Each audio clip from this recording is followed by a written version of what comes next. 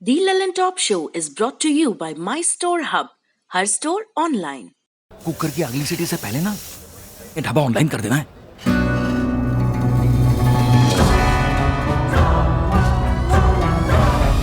हम हो गए ऑनलाइन।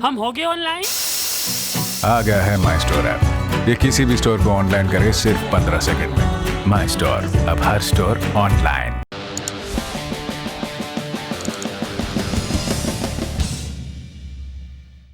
नमस्कार, सौरभ द्विवेदी नाम है हमारा और आप देखना शुरू कर चुके हैं दी ललन टॉप शो। 7 घंटे समंदर मंथन चला तो लगा कि अमृत निकलेगा। अब सरकार और किसानों में बात बनेगी। बैठक के बाद बात कुछ आगे बढ़ती भी दिखी, लेकिन आज किसानों ने एक ऐसा ऐलान कर दिया कि बात उलझती नजर आ रही है।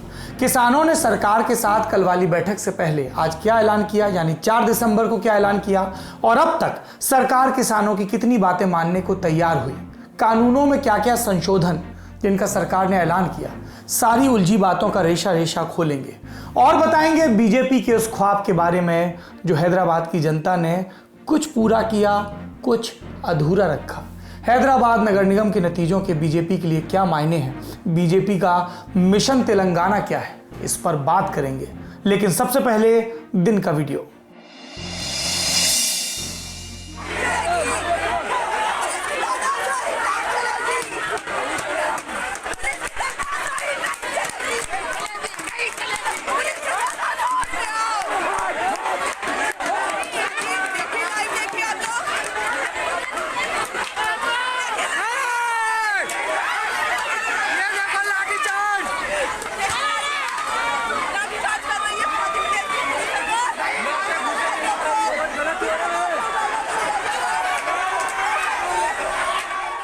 वीडियो में पुलिस जिन लोगों पर लाठी चला रही है और घसीट रही है, उन्हें प्रधानमंत्री नरेंद्र मोदी ने कभी कोरोना वॉरियर्स कहा था। जिस राज्य में ये हो रहा है वहां प्रधानमंत्री नरेंद्र मोदी वाली पार्टी यानी बीजेपी की सरकार है। मध्य प्रदेश की राजधानी भोपाल के नीलम पार्क में बीते 3 दिनों से नियमितीकरण की मांग के साथ ये स्वास्थ्यकर्मी धरने पर बैठे थे। ये स्वास्थ्यकर्मी कोविड-19 के शुरुआती दौर में फ्रंटलाइन पर थे। करीब 6000 स्वास्थ्यकर्मियों को राज्य सरकार ने अप्रैल महीने में विभागीय नियमों के मुताबिक 3 महीने के लिए नियुक्त किया। अब उनकी सेवाएं खत्म की जा रही हैं। रोजी रोटी पर संकट देख ये स्वास्थ्यकर्मी धरने पर बैठे, बदले में पुलिस से लाठियां मिली। ध्यान दें कि इस बदसलूकी का शिकार धरने पर बैठी महिलाएं भी हुई। कांग्रेस नेता राहुल गांधी ने ये वीडियो ट्वीट किया और कहा कि राज्य की बीजेपी सरकार की निंदा करता हूं। विरोध प्रदर्शनों से घिरी किसी भी सरकार के लिए संवाद सबसे जरूरी चीज है। ये बात कम से कम वर्तमान के अनुभव से सीखी जा सकती है। अब चलते हैं दिन की सुर्खियों की तरफ।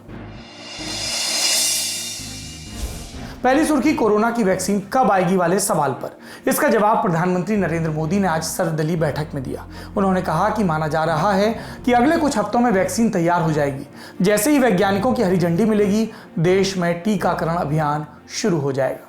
प्रधानमंत्री मोदी ने कहा कि वैक्सीन से जुड़े अभियान का दायित्व नेशनल एक्सपर्ट ग्रुप को दिया गया है और हमारे पास टीकाकरण के लिए दुनिया का बड़ा और अनुभवी नेटवर्क है।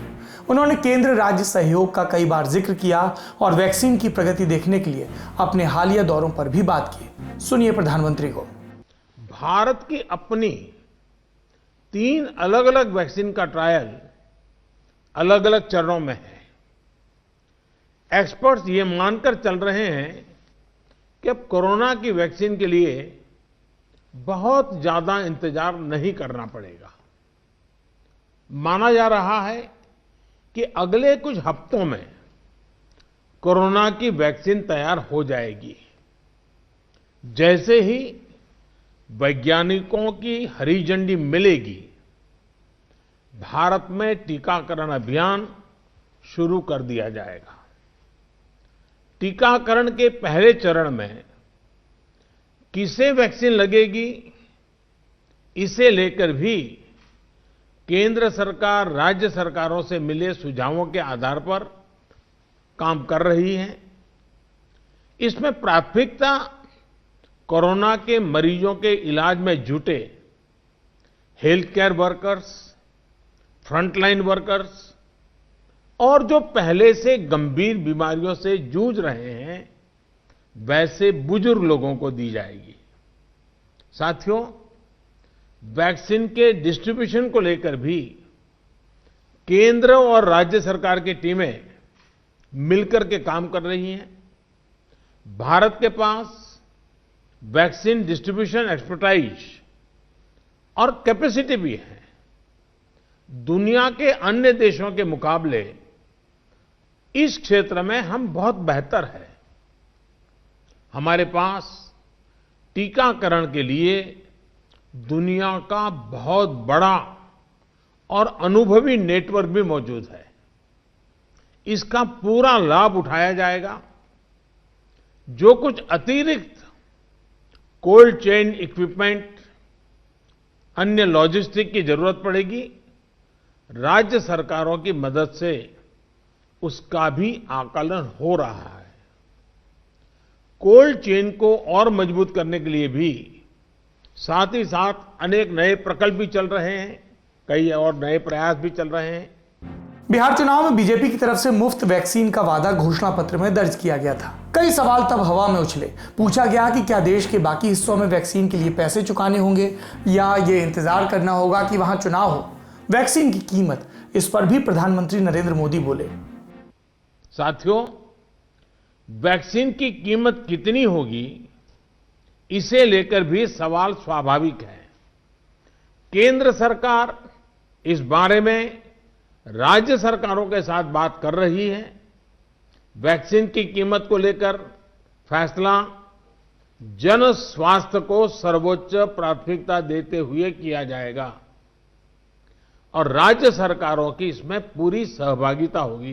प्रधानमंत्री ने वैक्सीन की कीमत पर बाद में फैसले की बात जरूर की, लेकिन अगर वैक्सीन की कोई कीमत तय होती है तो क्या बिहार चुनाव वाला वादा चुनावी स्टंट नहीं बन जाएगा? वैसे इस पर किसी नतीजे पर पहुंचने से पहले वेट एंड वॉच वाली रणनीति सही होगी। और ललन टॉप तो हमेशा कहता ही है कि पढ़ाई और दवाई हर आदमी की पहुंच में होना चाहिए। सर्वदलीय बैठक का मैं जिक्र कर रहा था। इसमें स्वास्थ्य सचिव राजेश भूषण ने एक प्रेजेंटेशन दिया। बताया गया कि करीब 1 करोड़ स्वास्थ्य कर्मियों को सबसे पहले वैक्सीन दी जाएगी। इसके बाद 2 करोड़ फ्रंटलाइन वर्कर्स को और फिर 27 करोड़ वरिष्ठ नागरिकों को वैक्सीन दी जाएगी। देखा जाए तो वैक्सीन पर पीएम मोदी की बातें केंद्रीय स्वास्थ्य मंत्री डॉक्टर हर्षवर्धन के ही बयानों का विस्तार है। डॉक्टर हर्षवर्धन अगले साल की शुरुआत तक वैक्सीन उपलब्ध होने की बात कई बार दोहरा चुके हैं। इस पर पीएम मोदी ने मोहर लगाई, लेकिन ज्यादा भरोसे के साथ। यह अच्छा संकेत है कि वैक्सीन और हमारे बीच की दूरी दिन ब दिन घटती जा रही है। लेकिन आपको ध्यान रखना होगा कि अभी वैक्सीन से जुड़े कई मसले हैं जो सुलझने बाकी हैं। एक तो ट्रांसपोर्टेशन का मसला, क्योंकि माइनस में बहुत ज़्यादा टेम्परेचर रखना होगा, मतलब माइनस में बहुत ज़्यादा, और ऐसे देखें तो बहुत ठंडक में रखना होगा। दूसरी बात यह कि वैक्सीन कितने वक्त तक इफेक्टिव होगी। तीसरी बात, वैक्सीन की कितनी डोज देनी होगी। इस तरह की कई चीज़ें हैं। राष्ट्रीय टीकाकरण कार्यक्रम के जो हमारे अनुभव हैं उनसे भी ये लगता है कि इसको और भी मिशनरी ज़ील के साथ करना होगा। अब अगली सुर्खी की तरफ बढ़ते हैं।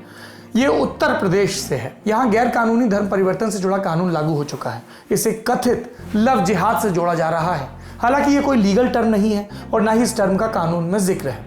28 नवंबर को राज्यपाल आनंदीबेन पटेल ने इससे जुड़े अध्यादेश provision of unlawful religious conversion ordinance 2020 को मंजूरी दी थी। विधानसभा का सत्र न चलने पर अध्यादेश कानून का रूप लेता है। इस कानून के लागू होने के 12 घंटे के भीतर बरेली में पहला केस दर्ज हुआ और 2 दिसंबर को आरोपी उवैस अहमद की गिरफ्तारी हुई। पर इस कानून को लेकर जो आशंकाएं थी वो भी उधड़नी शुरू हो गई। 21 वर्षीय उवैस अहमद के परिवार ने दावा किया कि महिला के परिवार ने पुलिस के दबाव में यह केस दर्ज कराया। इंडियन एक्सप्रेस अखबार ने अवनीश मिश्रा की रिपोर्ट छापी जो कहती है कि आरोपी के गांव में ग्राम प्रधान ध्रुवराज समेत कई निवासियों का कहना है कि ये 2 परिवारों के बीच का झगड़ा था, सुलझ गया। उवैस अहमद के पिता मोहम्मद रफीक ने आरोप लगाया कि उवैस की खोज में आई पुलिस ने उन्हें पीटा। उनका कहना है कि कथित लव जिहाद का आरोप न सिर्फ नुकसानदायक है बल्कि डरावना। उवैस अहमद पर जिस महिला का धर्म परिवर्तन का दबाव बनाने का आरोप है, उनकी शादी हो चुकी है अपने ही धर्म में। महिला के परिवार ने घर में खुद को बंद कर रखा है, किसी से मिलजुल नहीं रहे। दूसरी तरफ पुलिस इस आरोप से इनकार कर रही है कि पुलिस के दबाव में एफआईआर दर्ज कराई गई। बरेली रेंज के डीआईजी राजेश पांडे ने कहा कि शिकायत की टाइमिंग एक संयोग थी। अगर हमें पहले शिकायत मिली होती तो हमने पहले एफआईआर दर्ज कर ली होती। ये बात भी कही जा रही कि शिकायत 27 नवंबर को आई हो और जब केस रजिस्टर किया गया हो तब कानून लागू हो चुका हो। वैसे यूपी पुलिस पर इस नए नवेले कानून के गलत इस्तेमाल का ये पहला आरोप नहीं है। खबर ये भी है कि राजधानी लखनऊ में पुलिस ने अलग अलग धर्मों के जोड़े की शादी रुकवा दी। लखनऊ की डूडा कॉलोनी में 2 दिसंबर को हो रही शादी की शिकायत एक हिंदुत्ववादी ग्रुप ने की थी। कहा जा रहा है कि शादी में दोनों परिवारों की सहमति थी, लेकिन फिर भी पुलिस शादी वाले दिन पहुंच गई और नए कानून का हवाला देते हुए लखनऊ डीएम से क्लियरेंस लेने को कहा। पुलिस का कहना है कि शादी हिंदू रीति रिवाजों से हो रही थी और लड़के लड़की ने डीएम से क्लियरेंस लेने की बात मान ली। ये पूछने पर कि क्या लड़के या लड़की में किसी ने धर्म परिवर्तन की बात कही, पारा पुलिस स्टेशन के एसएचओ त्रिलोकी सिंह ने अजीब बात कही। उन्होंने कहा भविष्य में ऐसा हो सकता है, पर फिलहाल दोनों ने शादी करने की इच्छा जताई। ये खबर इसलिए बताई गई क्योंकि इसमें कुछ भी ऐसा नहीं है जो सामान्य तर्कों पर अपराध की श्रेणी में आता हो। शादी में परिवार और लड़के लड़की की सहमति है, दोनों परिवारों की सहमति है। जबरन धर्म परिवर्तन का आरोप नहीं है, यह उनका जीवन है, उनका अपना चुनाव और अधिकार। इससे पहले भी कई मामलों में यूपी पुलिस ने माना था कि शादी में दोनों पक्षों की आम सहमति थी और जबरन धर्म परिवर्तन नहीं कराया गया। ऐसे में अपनी सुविधा वाली राजनीति के हिसाब से इस नए कानून का दुरुपयोग न हो, इसका ख्याल योगी सरकार को रखना होगा। बाकी मामला सुप्रीम कोर्ट में पहुंच ही चुका है। अगली सुर्खी महाराष्ट्र से, जहां से बीजेपी के लिए खराब खबर है, बुरी खबर है। विधान परिषद की 6 सीटों के लिए हुए चुनाव में बीजेपी को सिर्फ 1 सीट पर जीत मिली। बाकी 5 सीटों पर शिवसेना, एनसीपी, कांग्रेस का जो महाविकास अघाड़ी गठबंधन है उसने जीत दर्ज की। बीजेपी ने 4 सीटों पर उम्मीदवार उतारे थे और एक निर्दलीय को समर्थन दिया था। हार स्वीकार करते हुए बीजेपी के नेता प्रतिपक्ष और पूर्व मुख्यमंत्री देवेंद्र फडणवीस ने क्या कहा, सुनिए। पहिली गोष्ट अशी आहे की विधान परिषदेचे निकाल हे निश्चितच आमच्या अपेक्षेपेक्षा वेगळे लागलेले आहेत। आम्हाला अपेक्षा होती की विधान परिषदेत आम्हाला चांगला विजय मिळेल, पण आम्हाला केवळ एकच जागा मिळाली आहे आणि त्यामुळे निश्चितच मला असं वाटतं की आमच्या अपेक्षानुरूप हे निकाल नाहीत। मुळातच याचं विश्लेषण करायचं झालं तर पहिली गोष्ट भारतीय जनता पक्षाच्या सगळ्या नेत्यांनी आणि कार्यकर्त्यांनी प्रचंड मेहनत केली आहे। अगदी खालपर्यंत ते गेले। आमची स्ट्रॅटेजिक चूक कुठे जर झाली असेल तर ती 3 पक्ष एकत्रित आल्यानंतर त्यांची शक्ती किती होईल या संदर्भात कुठेतरी आकलनाची आमची चूक झाली आहे। पण मला असं वाटतं की पहिली निवडणूक होती, त्यामुळे आम्हाला आता त्याचा अंदाज आलाय आणि पुढच्या निवडणुकीचा प्लॅन त्यानुसारच आम्ही निश्चितपणे तयार करू। बीजेपी को सबसे बड़ा झटका उसके गढ़ नागपुर स्नातक निर्वाचन क्षेत्र में मिला, क्योंकि इस सीट से पहले केंद्रीय मंत्री नितिन गडकरी और देवेंद्र फडणवीस के पिता गंगाधर राव फडणवीस जीत चुके हैं। इस जीत के बाद महाराष्ट्र के उप मुख्यमंत्री अजित पवार का भी बयान आया, यानी आपने पराजित पक्ष की बात सुनी, आप विजेता पक्ष की बात सुनिए। 100% सिद्ध झालेला आहे, कारण आपण बघा नागपूरची जागा कित्येक वर्ष ही भारतीय जनता पक्षाच्याकडेच होती।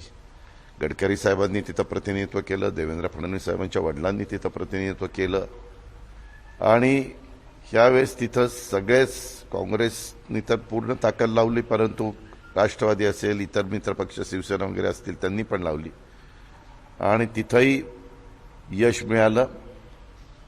इसके अलावा राज्य में महाविकास अघाड़ी सरकार के 1 साल पूरे होने पर हुए कार्यक्रम के दौरान मुख्यमंत्री उद्धव ठाकरे और एनसीपी प्रमुख शरद पवार ने सरकार के मजबूत होने का दावा किया। उद्धव ने कहा, मैं सभी मंत्रियों पर भरोसा करता हूं, मुझे मेरे साथियों का फोन टैप करने की जरूरत नहीं। उद्धव का यह बयान तब आया जब हाल में केंद्रीय मंत्री राव साहेब दानवे ने कहा था कि महाराष्ट्र में अगले 2-3 महीने में बीजेपी सत्ता में आ जाएगी। ये थी सुर्खियां। अब बढ़ते हैं बड़ी खबर की तरफ। किसानों के प्रदर्शनों का आज 9वां दिन है। दिनों की ये गिनती बढ़ते जाने के मायने वो किसान बेहतर जानते हैं, जिन्हें दिसंबर की रातें राजमार्गों पर गुजारनी पड़ रही हैं। लगातार 9 दिन से किसान दिल्ली और हरियाणा के टिकरी और सिंगू बॉर्डर पर ठहरे हैं, लेकिन इस ठहराव से ज़्यादा सरकार को किसानों के फिर उबल पड़ने का डर है। इसलिए अब दिल्ली के बॉर्डर सील करने की तैयारी और बढ़ा दी गई है। आज खबर आई कि पुलिस बड़े बड़े सीमेंटेड ब्लॉक्स बॉर्डर पर लगा रही है, ताकि किसी भी सूरत में अब प्रदर्शनकारी किसान दिल्ली में दाखिल ना हो पाए। पैरामिलिट्री फोर्सेस को भी बढ़ाया जा रहा है। इन एकजुट किसानों के समूह की अहमियत वो सभी सियासी पार्टियां जानती हैं, जिनके लिए सत्ता का रास्ता किसानों के वोटों से होकर गुजरता है। सरकार के नुमाइंदे किसानों को विज्ञान भवन में कानूनों के फायदे गिना रहे हैं। विपक्षी पार्टियों के नेता प्रदर्शन वाली जगह हमदर्दी जताने पहुंच रहे हैं। आज दिल्ली के स्वास्थ्य मंत्री सत्येंद्र जैन ने दिल्ली और हरियाणा के सिंगू बॉर्डर का दौरा किया और किसानों के खाने पीने और रहने की व्यवस्थाओं का जायजा लिया। किसानों के लिए एक और समर्थन आया पश्चिम बंगाल से। पश्चिम बंगाल की मुख्यमंत्री ममता बनर्जी ने दिल्ली में प्रदर्शन कर रहे किसान नेताओं से बात की। ममता ने कई नेताओं को अलग अलग फोन किया और फिर कहा कि 14 साल पहले 4 दिसंबर 2006 को उन्होंने किसानों की जमीन जबरन छीनने के खिलाफ 26 दिन लंबा अनशन शुरू किया था। वो नंदीग्राम आंदोलन की बात कह रही थी। ममता ने कहा कि किसानों का आंदोलन हमारा आंदोलन है और पश्चिम बंगाल इसका पूरा समर्थन करता है। इससे पहले ममता बनर्जी ने पूरे राज्य में किसान कानूनों के खिलाफ आंदोलन शुरू करने की बात भी कही थी। बनर्जी के प्रतिनिधि के तौर पर टीएमसी के सांसद डेरेक ओब्रायन भी आज दिल्ली में प्रदर्शन कर रहे किसानों से मिलने पहुंचे। किसान संगठनों और सरकार के बीच जो बातचीत हुई अब उसके बारे में भी बता देते हैं। ये तो सियासत है। 3 दिसंबर को यानी बीते दिन 7 घंटे लंबी बैठक चली और फिर देर रात तक अपडेट आते रहे। अगली बैठक आने वाले दिन यानी कि 5 दिसंबर को शनिवार के दिन होनी है। इन दोनों बैठकों के बीच आज का दिन किसान नेताओं के लिए मंथन का था। आज उन्होंने आपस में बैठक की और बैठक के बाद जो कहा वो सरकार के माथे पर और शिकन ला सकता है। किसानों ने कहा कि वो तीनों कानूनों को खत्म करने की मांग के साथ आए हैं। इससे कम कुछ भी मंजूर नहीं। अगर मांग नहीं मानी गई तो 8 दिसंबर को दिल्ली को चारों तरफ से बंद करने और भारत बंद रखने का अल्टीमेटम दिया गया। सुनिए किसान नेताओं की पूरी बात। कल हमने सरकार को साफ कह दिया भी जो 3 कानून हैं उनको वापस ले, पर सरकार कुछ अमेंडमेंट करनियां चाहती सी पर वो सानू प्रवान नहीं हुई। पहला तो सरकार सानू यही कही गई है भी साडे कानून बहुत वधिया ने, बहुत देख के बनाए गए ने, पर कल वो मन गई है साडियां दलीलां दे सामने, किसानां दीयां दलीलां दे सामने भी साडे कानूनां दे विच नुक्स ने। ਅਸੀਂ 9 ਨੁਕਸ ਕੱਢ ਕੇ 3 ਕਾਨੂੰਨਾਂ ਦੇ ਵਿੱਚ ਦੱਸੇ। 9 ਕਾਨੂੰਨਾਂ ਨੂੰ ਉਹ ਸੋਧ ਕਰਨ ਲਈ ਤਿਆਰ ਹੋ ਗਈ ਸੀ ਤੇ 2 ਜਿਹੜੇ ਬਿੱਲ ਨੇ ਆਰਡੀਨੈਂਸ ਨੇ ਬਿਜਲੀ ਦਾ ਤੇ ਪਰਾਲੀ ਦਾ ਉਹਨੂੰ ਵੀ ਵਾਪਸ ਲੈਣ ਲਈ ਰਾਜੀ ਹੋ ਗਈ ਸੀ ਕਿਸੇ ਹੱਦ ਤੱਕ ਤੇ ਇੱਕ ਐਮਐਸਪੀ ਤੇ ਵੀ ਕਾਨੂੰਨ ਬਣਾਉਣ ਲਈ ਤਿਆਰ ਹੋ ਗਏ ਸੀਗੇ। ਪਰ ਅਸੀਂ ਉਹਨਾਂ ਨੂੰ ਕਹਿ ਕੇ ਆਏ ਆ ਬਈ ਇਹ ਅਸੀਂ ਵਾਪਸ ਕਰਾ ਕੇ ਹੀ ਦਮ ਲਵਾਂਗੇ ਤੇ ਵਾਪਸ ਕਰਾ ਕੇ ਹੀ ਜਾਵਾਂਗੇ। ਇਹ ਕੱਲ ਦੀ ਜਿਹੜੀ ਮੀਟਿੰਗ ਦੀ ਗੱਲ ਹੋਈ ਆ। ਉਸ ਤੋਂ ਬਾਅਦ ਜਿਹੜੇ ਅੱਜ ਕੁਝ ਨਵੇਂ ਫੈਸਲੇ ਸਾਰੀਆਂ ਜਥੇਬੰਦੀਆਂ ਨੇ ਲਏ ਗਏ ਨੇ ਉਹਦੇ ਵਿੱਚ 5 ਦਸੰਬਰ ਨੂੰ ਮੋਦੀ ਗਵਰਨਮੈਂਟ ਤੇ ਕਾਰਪੋਰੇਟ ਘਰਾਣਿਆਂ ਦਾ ਇਹ ਪੁਤਲੇ ਫੂਕੇ ਜਾਣਗੇ। ਸਾਰੇ ਇੰਡੀਆ ਦੇ ਵਿੱਚ 5 ਤਰੀਕ ਨੂੰ ਕਾਰਪੋਰੇਟ ਘਰਾਣੇ ਤੇ ਮੋਦੀ ਸਰਕਾਰ ਦੇ ਪੁਤਲੇ ਫੂਕੇ ਜਾਣਗੇ। 7 ਤਰੀਕ ਨੂੰ ਜਿੰਨੇ ਮੈਡਲ ਮਿਲੇ ਆ ਜਿਨ੍ਹਾਂ ਵੀ ਵੀਰਾਂ ਨੂੰ ਉਹ ਆਪਦੇ ਮੈਡਲ ਜਿਹੜੇ ਆ ਉਹ ਵਾਪਸ ਕਰਨਗੇ। और 8 तरीक ਨੂੰ ਅਸੀਂ ਕਾਲ ਦਿੱਤੀ ਆ ਪੂਰਨ ਤੌਰ ਤੇ ਭਾਰਤ ਬੰਦ ਦਾ ਸੱਦਾ ਦਿੱਤਾ। ਸਾਰਾ ਭਾਰਤ ਅਸੀਂ ਬੰਦ ਕਰ ਦਵਾਂਗੇ ਤੇ ਸਾਰੇ ਜਿਹੜੇ ਟੋਲ ਪਲਾਜ਼ੇ ਆ ਉਹ ਵੀ ਅਸੀਂ ਖਿਲਾ ਦਵਾਂਗੇ। ਇਹ ਅਸੀਂ ਅੱਜ ਜਿਹੜੀਆਂ ਕਾਲਾਂ ਦੇ ਕੇ ਆਏ ਹਾਂ। सरकार और किसानों के बीच 11 घंटे की 2 बैठकें पिछले 3 दिनों में हो चुकी हैं। इन बैठकों के बाद किसानों की मांगों पर सरकार कितनी झुकी और अभी झगड़ा कहाँ है, एक एक करके बारीकी से बात समझते हैं। सरकार जो 3 कानून लेकर आई उसमें से सबसे ज़्यादा तकरार farmers produce trade and commerce act पर है, प्रमोशन एंड फैसिलिटेशन। इसमें एपीएमसी मंडी के बाहर फसल बेची जा सकती है। इस कानून पर किसानों ने सरकार से कहा कि आप एपीएमसी मंडी खत्म करना चाहते हैं। सरकार को और क्या तकनीकी आपत्ति बताई किसानों ने। इस कानून के भाग 6 में लिखा है कि एपीएमसी मंडियों के बाहर होने वाली खरीद पर बाजार फीस या राज्य सरकार को देने वाले टैक्स नहीं लगेंगे। इसी प्रावधान को लेकर किसान विरोध कर रहे हैं। उनका कहना है कि एपीएमसी मंडियों के बाहर हो रही खरीद पर अगर टैक्स नहीं लगना तो सीधे सीधे एपीएमसी मंडियों को खत्म करने में ही ये युक्ति नजर आती है, क्योंकि जाहिर सी बात है कि लोग टैक्स बचाने के लिए बाहर जाएंगे तो फिर मंडियां खुद ब खुद खत्म हो जाएंगी। किसानों ने कल सरकार को जो आपत्तियों वाला ड्राफ्ट दिया उसमें भी लिखा था कि मंडियों के बाहर खरीदने वालों को टैक्स नहीं देना पड़ता तो जाहिर है कि वो मंडी से ऊंची कीमत में खरीद करेंगे और ज़्यादा कीमत पाने के चक्कर में किसान भी मंडियों में जाने के बजाय बाहर के प्राइवेट प्लेयर्स को उत्पाद बेचेंगे। किसानों ने एक मिसाल देकर सरकार को बात समझाई कि मान लो गेहूं का एमएसपी 1925 रुपये है। एपीएमसी मंडियों में इस खरीद पर 8.5% टैक्स लगता है। ये हुआ 164 रुपये। ये 164 रुपये उन कंपनियों को नहीं देना होगा जो एपीएमसी मंडियों के बाहर खरीदें। उनको 164 रुपये का फायदा हो जाएगा और वो 164 रुपये के फायदे में है तो मंडी के भाव से अगर 64 रुपये भी ऊंचे भाव पर खरीदेंगे तो मंडी के बजाय इन कंपनियों के पास ही किसान अपनी उपज लेकर जाएंगे। यानी एपीएमसी मंडियों में अनाज जाएगा नहीं और मंडियों के कारोबारियों का अगर 3-4 साल काम नहीं चला तो वो सर्वाइव नहीं कर पाएंगे, उनकी दुकानें बंद हो जाएंगी और फिर मंडियों के बाहर खरीदने वाली कंपनियों का खरीद और भाव पर एकाधिकार हो जाएगा और तब वो नया रेट तय करेंगे जो ज़रूरी नहीं कि एमएसपी से ज़्यादा हो, ये कम भी हो सकता है क्योंकि इन कंपनियों को मुनाफा नज़र आएगा और तब वो अपनी मर्जी से कीमतें तय करेंगे। इसके अलावा इस टैक्स के मिलने से जो सरकार दूसरे काम करती हैं, राज्य सरकारें किसानों के हित में, मंडियों के हित में, वो भी रुक जाएगा क्योंकि बजट ही नहीं रहेगा तो किसानों का भविष्य में नुकसान हो सकता है और मंडियों में काम करने वाले लाखों अड़तियों, कर्मचारियों और मजदूरों की भी रोजी रोटी छिन सकती है। किसान कह रहे हैं कि अगर आपको खरीद को ओपन मार्केट में लाना ही था तो कम से कम बराबरी का प्रावधान करते। सरकार किसानों की इस बात से सहमत दिख रही है। गुरुवार वाली बैठक के बाद कृषि मंत्री नरेंद्र तोमर ने कहा कि वो 2 तरह की खरीद पर समान कर वाली व्यवस्था लाने पर विचार करेंगे, यानी यहां सरकार कानून में बदलाव को तैयार है। किसानों की दूसरी आपत्ति इसी कानून के सेक्शन 15 को लेकर है। इसमें प्रावधान है कि अगर उपज की कीमत को लेकर खरीदार और किसानों के बीच झगड़ा होता है तो इसका निपटारा सिविल कोर्ट्स में नहीं बल्कि एसडीएम या डीएम के कोर्ट में होगा और इन बोर्ड्स के फैसले सिविल कोर्ट की तरह बाध्यकारी होंगे। किसानों का कहना है कि भाई आपने सारे हक तो डीएम एसडीएम को दे दिए, वही बोर्ड बनाएंगे, वही बोर्ड न्याय करेगा, कोर्ट स्वतंत्र होते हैं, डीएम एसडीएम सरकार के दबाव में फैसले लेते हैं। किसानों की दलील है कि डीएम और एसडीएम को बड़ी कॉर्पोरेट कंपनियां कोर्ट के बजाय ज़्यादा आसानी से अपने पक्ष में कर सकती हैं, इसलिए यहां किसानों को न्याय मिले इसकी संभावना कम है। किसानों की इस चिंता पर सरकार कानून में बदलाव पर राजी होती दिख रही है। तीसरी आपत्ति इसी कानून के सेक्शन 4 को लेकर है। यह सेक्शन कहता है कि एपीएमसी मंडी से बाहर खरीदने या बेचने वाले को सिर्फ पैन कार्ड या केंद्र सरकार से नोटिफाइड किसी एक दस्तावेज की जरूरत होगी। किसान कह रहे हैं कि एपीएमसी मंडियों में खरीदने वालों के लिए तो आपने लाइसेंस जरूरी कर रखा है और बाहर कोई खरीदना चाहे तो सिर्फ पैन कार्ड। ऐसे में आशंका ये रहेगी कि खरीदार किसानों का पैसा चुकाए बिना भाग सकता है, इसलिए कड़े प्रावधान करें। सरकार कह रही है कि किसानों का ये डर जायज़ है, इसमें भी बदलाव हो सकता है। हालांकि पहले कहा गया था कि चीज़ों को स्मूथ बनाने के लिए सिर्फ पैन कार्ड का प्रावधान रखा गया। चौथी आपत्ति किसान कह रहे हैं कि नए कानूनों के जरिए सरकार एमएसपी खत्म करना चाहती है। एमएसपी किसानों का कानूनी हक बनाया जाए। इस पर कल कृषि मंत्री नरेंद्र तोमर ने कहा कि सरकार ऐसी व्यवस्था करेगी कि किसानों को एमएसपी खत्म नहीं होने का भरोसा दिलाया जा सके। हालांकि उन्होंने इस पर कानून लाने की बात नहीं कही।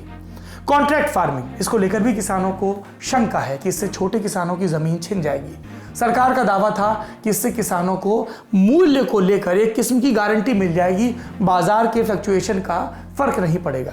अब कृषि मंत्री ने कहा कि छोटे किसानों को नुकसान ना हो, इसका पुख्ता प्रावधान मौजूदा कानून में है, लेकिन जरूरत हुई तो उसमें भी बदलाव करेंगे। अब यहां तक किसानों की मांगों पर सरकार कानून में संशोधन को तैयार दिख रही है।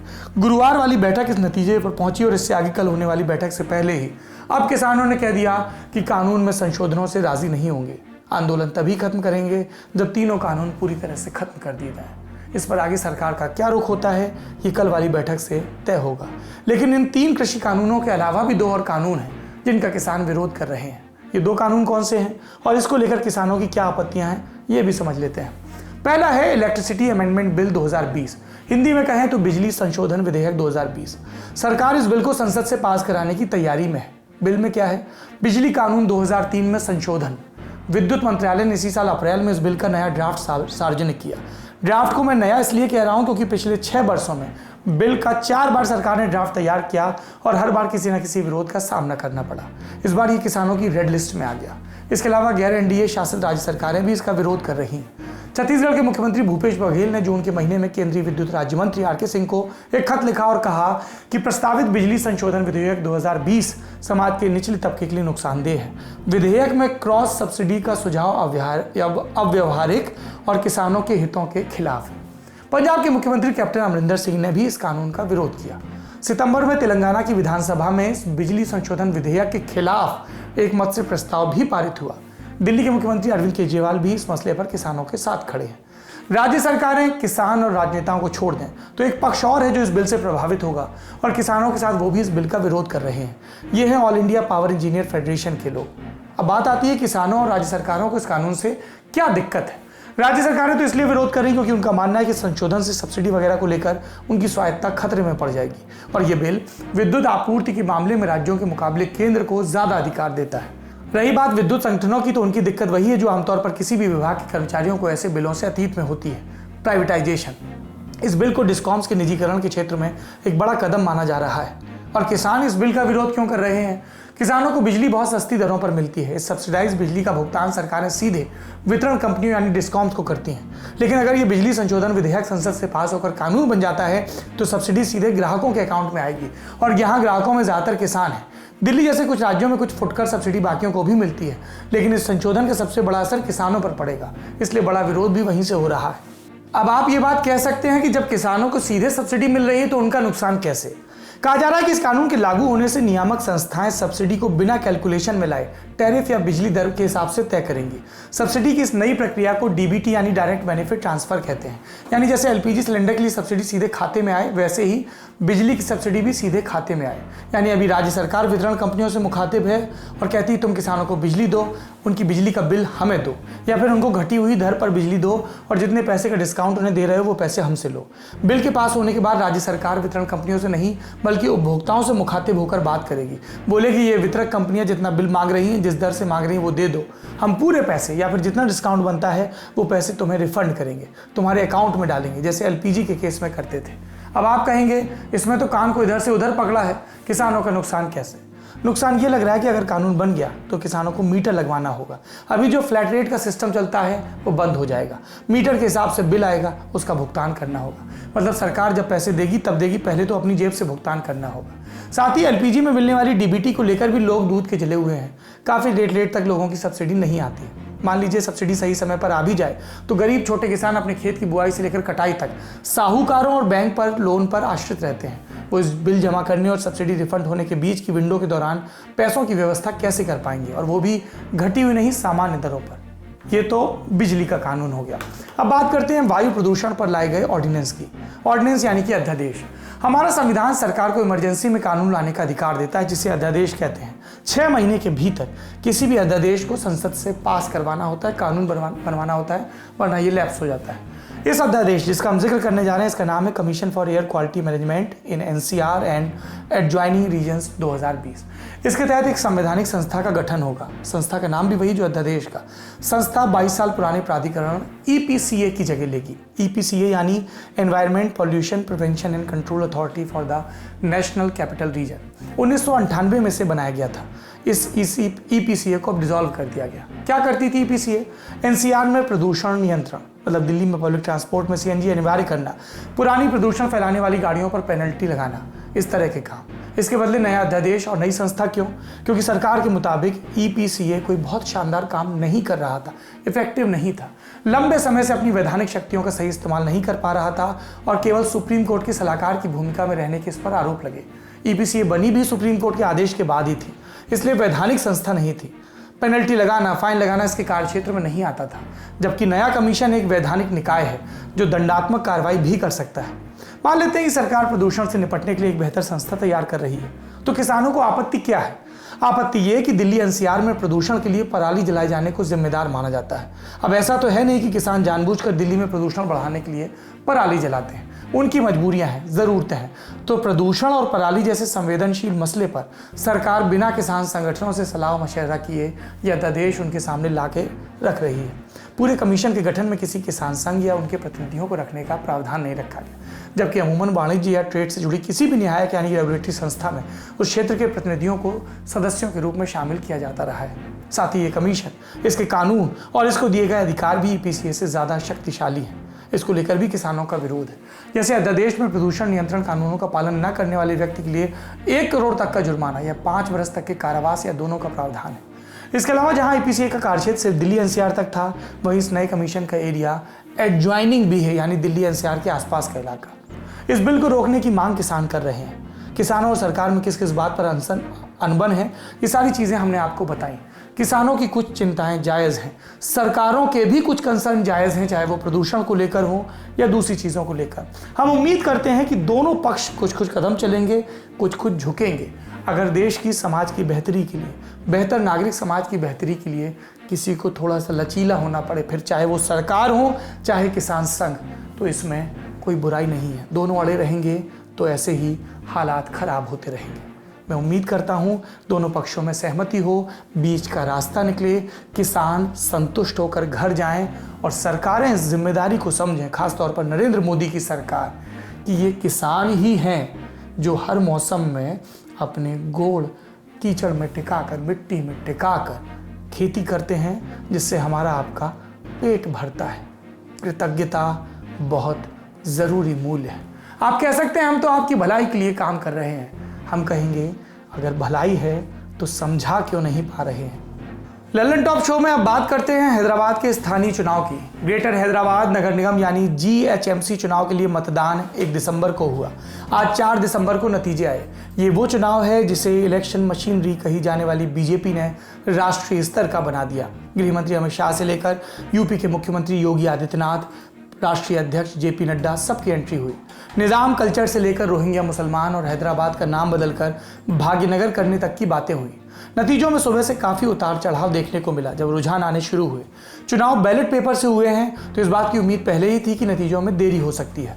शुरुआती रुझानों में बीजेपी ने बहुमत का आंकड़ा पार किया, लेकिन दोपहर तक TRS ऊपर आई और बीजेपी दूसरे नंबर पर खिसक गई। शाम तक फिर मामला पलटा और बीजेपी तीसरे नंबर पर जाती दिखी और असदुद्दीन ओवैसी की AIMIM बढ़त बनाते हुए दूसरे नंबर पर आई। जब हम ये शो रिकॉर्ड कर रहे हैं तब बीजेपी और AIMIM 43 की संख्या पर थे। खबर लिखे जाने तक 150 सीटों में से 106 सीटों के नतीजे आ चुके हैं। इसमें तेलंगाना के मुख्यमंत्री K चंद्रशेखर राव यानी कि KCR की पार्टी TRS सबसे आगे है। इसने 42 सीटों पर जीत हासिल की। AIMIM 37 और बीजेपी 25 सीटों पर जीत चुकी है और कांग्रेस के खाते में 2। बाकी के रुझानों में बीजेपी और AIMIM में दूसरे और तीसरे नंबर के लिए कांटे की टक्कर दिख रही है। हैदराबाद में मेयर का पद महिला के लिए आरक्षित है और गृह मंत्री अमित शाह ने कहा था कि मेयर पद बीजेपी के खाते में आएगा। नतीजों को देखें तो पिछले चुनाव के मुकाबले बीजेपी बहुत मजबूत स्थिति में आ गई है। उसकी सीटों में कई गुना की बढ़ोतरी हुई है। 2016 के चुनाव में TRS को 150 में 99 वार्ड में जीत मिली थी। AIMIM को 44 में जीत मिली थी। बीजेपी को 4 सीटें मिली थी। कांग्रेस तब भी 2 पर जीती थी। कहा जा रहा है कि यह चुनाव बीजेपी के लिए दक्षिण भारत में कर्नाटक से इतर पकड़ मजबूत करने की दिशा में एक कदम था। कभी बीजेपी को हिंदी पट्टी की पार्टी माना जाता था। हिंदी, हिंदू, हिंदुस्तान जैसे नारे लगते थे और यही नारे पार्टी के लिए दक्षिण भारत में पैर पसारने के लिए बाधा थे। लेकिन ये बीते जमाने की बात है। दक्षिण भारत के कर्नाटक में 2 बार सरकार बनाने के बाद अब बीजेपी का फोकस तेलंगाना पर है। तेलंगाना के अतिरिक्त तमिलनाडु में पार्टी पहले ही AIADMK के साथ आगे बढ़ चुकी है। आंध्र प्रदेश के मुख्यमंत्री YS जगनमोहन रेड्डी भले NDA का आधिकारिक तौर पर हिस्सा न हो, लेकिन अहम मुद्दों पर संसद में वो बीजेपी का साथ देते हैं। ऐसे में बचता है तेलंगाना। केरल में तो प्रयास चल ही रहे हैं उससे इतर, जहां 2023 में विधानसभा का चुनाव है। पिछले महीने तेलंगाना की दुब्बाई विधानसभा सीट का उपचुनाव हुआ, जहां बीजेपी करीबी अंतर से जीत गई और ये बहुत महत्वपूर्ण था क्योंकि इस विधानसभा के इर्द गिर्द KCR, उनके बेटे KTR और एक भतीजे, इनकी विधानसभा सीटें थी। इस जीत के बाद विधानसभा में बीजेपी के विधायकों की संख्या 1 से बढ़कर 2 हो गई। जीत इसलिए भी खास थी क्योंकि यहाँ पर जो राज्य सरकार है उसने अपनी पूरी ताकत झोंक दी थी। तेलंगाना में बीजेपी की मौजूदगी लगातार बढ़ रही है।